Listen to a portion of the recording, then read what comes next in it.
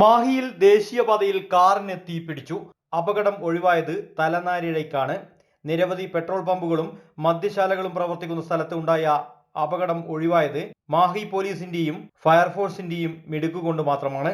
കഴിഞ്ഞ ദിവസം രാത്രി 10 മണിയോടെയാണ് കാസർകോട്ടിൽ നിന്നും കോഴിക്കോട്ടേക്ക് പോവുകയായിരുന്ന കാർ മാഹിയിലെ KTC പെട്രോൾ പമ്പിന് സമീപത്ത് വെച്ച് തീപിടിച്ചത്. കാറിൽ നിന്ന് പുക ഉയരുന്നത് ശ്രദ്ധയിൽപ്പെട്ടതോടെ കാറിലുണ്ടായിരുന്നവർ ഓടി രക്ഷപ്പെടുകയായിരുന്നു. അപകടത്തിൽ ആർക്കും പരിക്കേറ്റില്ല.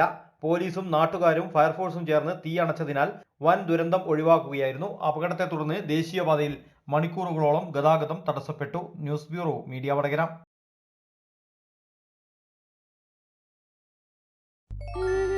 അല്ല, ഇന്ന് നല്ല സന്തോഷത്തിലാണല്ലോ. അതെ, സന്തോഷത്തിലാണ്.